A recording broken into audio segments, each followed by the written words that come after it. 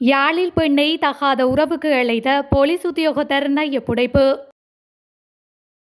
அர்ச்சுனா முன்வைத்த ஊழல் குற்றச்சாட்டுகள் அம்பலமான உண்மை. யாழில் நிறுவப்பட உள்ள கடவுச்சீட்டு அலுவலகம் ஆளுங்கட்சி எம்பி உறுதி. அதிரடியாக கைது செய்யப்பட்ட 17 இந்திய கடற்தொழிலாளர்கள். மஹிந்தவிற்கு எதிரான அரசாங்கத்தின் பாரதூரமான செயல் நாமல் சீற்றம். யாழ்ப்பாணம் காங்கேசன்துறை போலீஸ் நிலைய உத்தியோகத்தர் ஒருவர் பெண் ஒருவரை மதுபோதையில் தகாத உறவிற்கு அழைத்தமையினால் அப்பகுதியில் பரபரப்பு ஏற்பட்டுள்ளது. அதனைத் தொடர்ந்து அப்பகுதியில் உள்ள இளைஞர்களால் குறித்த போலீஸ் உத்தியோகத்தர் நையப்புடைக்கப்பட்டு காங்கேசன்துறை போலீசாரிடம் ஒப்படைக்கப்பட்டதாக தெரிவிக்கப்படுகின்றது. சம்பவம் தொடர்பில் மேலும் தெரிய வருகையில் காங்கேசன்துறை போலீஸ் நிலைய உத்தியோகத்தர் ஒருவர் இன்று காலை மாவட்டபுரம் தையலகத்தில் தைப்பதற்கு கொடுத்த சீருடையை எடுப்பதற்கு மதுபோதையில் சென்றுள்ளார். இதன்போது தையலகத்தில் பணிபுரியும் பெண்களை தகாத உறவுக்கு வருமாறு போலீஸ் நிலைய உத்தியோகத்தர் வற்புறுத்தியுள்ளதாக குற்றம் சுமத்தப்பட்டுள்ளது. தொடர்ந்தும் கடைக்கு வந்த இரு ஜோதிகளிடமும் தன்னுடன் தகாத உறவுக்கு வருமாறு அந்த போலீஸ் உத்தியோகத்தர் கொச்சை தமிழில் கேட்டுள்ளார். அதனால் ஆத்திரமடைந்த தையலக பெண் ஒருவர் தனது கணவருக்கு தொலைபேசியில் தெரிவித்த நிலையில் குறித்த போலீஸ் உத்தியோகத்தர் நையப்புடைக்கப்பட்டு பொதுமக்களால் முச்சக்கர வண்டி மூலம் போலீஸ் நிலையத்திற்கு கொண்டு செல்லப்பட்டுள்ளார். இதேவேளை பெண்ணின் உறவினர் ஒருவர் சம்பவம் தொடர்பான காணொலியும் தன்னிடம் உள்ளதாக தெரிவித்துள்ளார். இதனையடுத்து மதுபோதையில் இருந்த போலீஸ் உத்தியோகத்தர் பெண்ணின் கணவன் மீது போலீஸ் நிலையத்தில் வைத்தே தாக்குதல் நடாத்தியுள்ளதாக தெரிவிக்கப்படுகின்றது.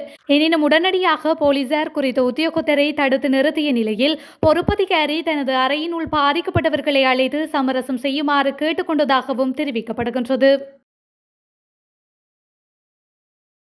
யாழ்ப்பாணத்தில் கடவுச்சீட்டு அலுவலகம் ஒன்றை உருவாக்குவதற்கு தீர்மானித்துள்ளதாக தேசிய மக்கள் சக்தியின் யாழ் மாவட்ட நாடாளுமன்ற உறுப்பினர் இளங்குமரன் தெரிவித்துள்ளார்.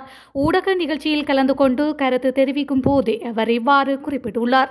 இங்கு தொடர்ந்தும் கருத்து வெளியிட்ட அவர் நாடு பொருளாதார ரீதியில் பின்னடைவை எதிர்நோக்கியுள்ள நிலையில் அதிகமானோர் வெளிநாடு செல்ல முயற்சிப்பதால் கடவுச்சீட்டை பெற்றுக்கொள்வதில் நெருக்கடி ஏற்பட்டுள்ளது. உலகத்திற்கு எடுத்துக்காட்டாக இன ஐக்கியத்துடன் கூடிய புதிய கடவுச்சீட்டு ஒன்றை உருவாக்கி வெளியிட்டுள்ளோம். கடவுச்சீட்டை இலகுவாக பெற்றுக்கொள்வதற்கான நடவடிக்கைகளை முன்னெடுத்துள்ளோம். வெகு விரைவில் யாழ்ப்பாணத்தில் கடவுச்சீட்டு மற்றும் அடையாள அட்டைகளை பெற்றுக்கொள்ள முடியும். மக்கள் கடவுச்சீட்டை பெற்றுக்கொள்வதற்காக யாழ்ப்பாணத்தில் இருந்து கொழும்பிற்கு செல்வதற்கு அதிக பணம் செலவழிப்பதுடன் சில முகவர்களால் ஏமாற்றப்படுகின்றனர் என்றும் அவர் மேலும் தெரிவித்துள்ளார். பண்டிகை காலத்தை முன்னிட்டு இன்றைய தினம் யாழ்ப்பாணம் பகுதியில் உள்ள உணவகங்கள் மற்றும் வர்த்தக நிலையங்களில் சுகாதார பரிசோதனை நடவடிக்கைகள் முன்னெடுக்கப்பட்டது.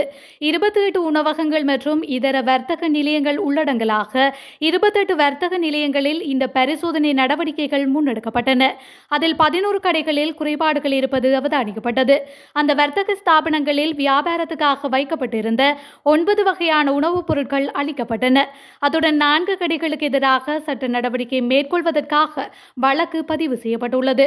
வடக்கு மாகாண சுகாதார சேவைகள் பணிப்பாளரின் பணிப்பின் பேரில் சுகாதார வைத்திய அதிகாரி, தொற்றுநோய் தடுப்பு வைத்திய அதிகாரி, தாய்சேய் நல வைத்திய அதிகாரி மற்றும் சுகாதார பரிசோதகர்கள் இணைந்து இந்த களத்தரிசிப்பை மேற்கொண்டிருந்தமையும் குறிப்பிடத்தக்கது. யாழ்ப்பாணம் சாவகச்சேரி ஆதார மருத்துவமனையில் பதில் அத்தீட்சகராக கடமையாற்றிய நாடாளுமன்ற உறுப்பினர் ராமநாதன் அர்ச்சுனா அவசர மருத்துவ அலகு கட்டடம் அமைக்க 400 மில்லியன் ரூபாய் ஒதுக்கீடு செய்யப்பட்டது என்றும் அதில் 200 மில்லியன் ரூபாய் நிதியே பயன்படுத்தப்பட்டது என்றும் மிகுதி ஊழல் செய்யப்பட்டது என்றும் பொதுவெளியில் குற்றம் சாட்டியிருந்தார். இது தொடர்பான உண்மையான நிலையை அறிந்து கொள்ள தகவல் அறியும் சட்டமூடாக பசுந்தேசம் அமைப்பு யாழ்ப்பாணம் பிராந்திய சுகாதார சேவை பணிமனையிடம் விளக்கம் கோரியிருந்தது. அதற்கான பதிலும் அனுப்பி வைக்கப்பட்டுள்ளமை குறிப்பிடத்தக்கது. முன்னாள் ஜனாதிபதி மஹிந்த ராஜபக்ஷவின் இராணுவ பாதுகாப்பு நீக்கப்பட்டமை பாரதூரமானது எனவும் அரசாங்கமே அதற்கு பொறுப்பேற்க வேண்டும் என்றும் நாடாளுமன்ற உறுப்பினர் நாமல் ராஜபக்ஷ சுட்டிக்காட்டியுள்ளார். பாதுகாப்பை நீக்குவதற்கான பரிந்துரைகளை வழங்கிய குழுவிற்கு உண்மையில் தேசிய பாதுகாப்பு பற்றிய புரிதல் உள்ளதா என்ற கேள்வி எழுந்துள்ளது எனவும் தெரிவித்துள்ளார். தலதா மாளிகைக்கு இன்று விஜயம் செய்து பூஜை வழிபாடுகளில் ஈடுபட்ட பின்னர் ஊடகங்களுக்கு கருத்து தெரிவிக்கும் போதே அவர் இதனை கூறியுள்ளார். மேலும் கருத்து தெரிவித்த அவர். புலனாய்வு அமைப்புகளின் அறிக்கைகளின் அடிப்படையில் அந்த முடிவுகள் எடுக்கப்பட்டிருந்தால் புலனாய்வு அமைப்புகளின் உயர் அதிகாரிகள் மற்றும் பாதுகாப்பு அமைப்புகள் உட்பட தற்போதைய அரசாங்கமே விளைவுகளுக்கு பொறுப்பேற்க வேண்டும். அத்தோடு ராஜபக்சர்கள் எப்போதும் இந்த நாட்டின் இயல்புக்கு ஏற்ப தமது நடவடிக்கைகளை மேற்கொள்ளும் தரப்பினர் என்று அவர் மேலும் தெரிவித்துள்ளார். இலங்கை கடற்பரப்பில் அத்துமீறி நுழைந்து கடற்தொழிலில் நடவடிக்கைகளில் ஈடுபட்ட 17 இந்திய கடற்தொழிலாளர்கள் கடற்படையினரால் கைது செய்யப்பட்டுள்ளனர். குறித்த கைது நடவடிக்கையானது இன்று மேற்கொள்ளப்பட்டுள்ளதுடன் குறித்த கடற்தொழிலாளர்களும் மற்றும் படகுகளும் தலைமன்னார் கடற்படையினரிடம் ஒப்படைக்கப்பட்டுள்ளனர். இந்த சம்பவம் தொடர்பில் அவர் மேலும் தெரிய வருகையில், கைது செய்யப்பட்ட 17 கடற்தொழிலாளர்களும் தலைமன்னார் கடற்படை முகாமில் தடுத்து வைக்கப்பட்டு விசாரணைகளுக்கு உட்படுத்தப்பட்டு வருகின்றனர். விசாரணைகளின் பின்னர் குறித்த கடற்தொழிலாளர்கள் மன்னார் மாவட்ட கடற்தொழில் திணைக்கள அதிகாரிகளிடம் ஒப்படைக்க உள்ளனர். இதேவேளை கடற்தொழிலாளர்கள் கைது செய்யப்பட்டதால் தங்கச்சிமடம் கிராமத்தில் இந்த ஆண்டு கிறிஸ்துமஸ் பண்டிகை கருப்பு கிறிஸ்துமஸ் ஆக மாறிவிட்டதாக சோகத்துடன் கூறும் கடற்தொழிலாளர்களின் உறவினர்கள் கடற்தொழிலாளர்களை உடனடியாக விடுதலை செய்து தாயகம் அழைத்து வர அரசு நடவடிக்கை எடுக்க வேண்டும் என கண்ணீருடன் கோரிக்கை வைத்துள்ளனர். குறித்த கடற்தொழிலாளர்கள் மன்னார் மாவட்ட கடற்தொழில் திணைக்களத்திற்கு அழைத்து வரப்பட்டு விசாரணைகளின் பின்னர் மன்னார் மாவட்ட நீதிமன்றத்தில் முன்னிலைப்படுத்தப்பட உள்ளமையும் குறிப்பிடத்தக்கது. பாதாள உலக குழுக்களின் 2 முக்கிய தலைவர்கள் நாட்டை விட்டு தப்பியோடியுள்ளதாக தெரிவிக்கப்படுகின்றது. பிரபல போதைப்பொருள் வர்த்தகரான குடுசெலிந்து மற்றும் பாதாள உலக குழு தலைவர் பொடிலிசி ஆகியோர் இவ்வாறு நாட்டை விட்டு தப்பி சென்றிருக்கலாம் என சந்தேகம் வெளியிடப்பட்டுள்ளது. இந்த இருவரும் அண்மையில் பிணையில் செல்ல அனுமதிக்கப்பட்டிருந்தனர். இருவரும் கடல் மார்க்கமாக நாட்டை விட்டு தப்பி சென்றிருக்கலாம் என சந்தேகம் வெளியிடப்பட்டுள்ளது.